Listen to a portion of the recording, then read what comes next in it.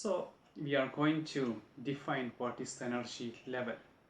Energy level is the fixed energy value that an electron in an atom may have. That means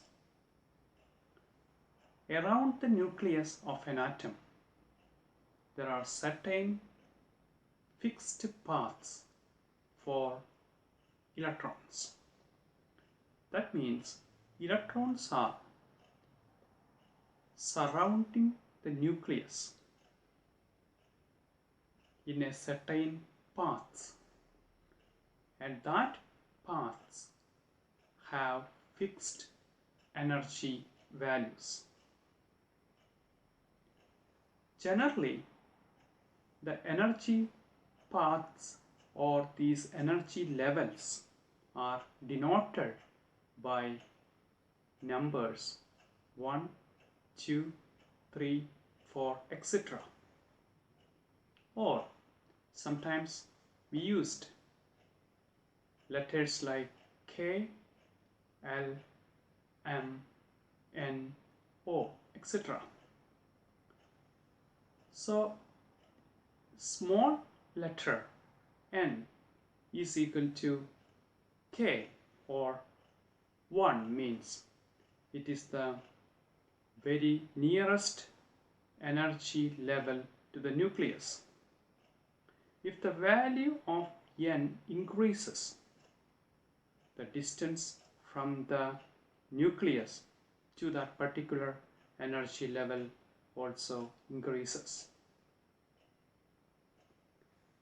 So another thing is the maximum capacity of an energy level to have electrons, or the maximum capacity of an energy level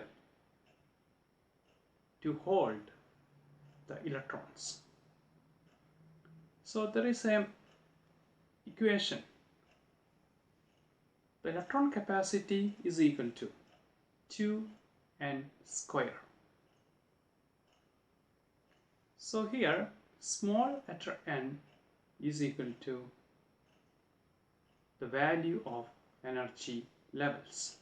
For example, the first energy level 2, 1 square, that means 2. So that indicates the K shell can hold 2 electrons. If small n is equal to 2, that means second energy level. So 2n square, substitute 2 for small n. So 2 square is equal to 8. So the second energy level, L energy level, can accommodate 8 electrons, and the third energy level can accommodate 18 electrons. 2, 3 square.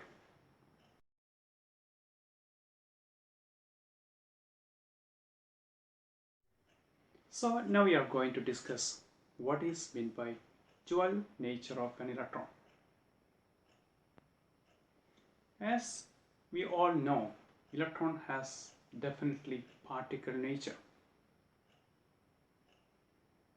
But the studies reveals that electron has a dual nature of particle and wave.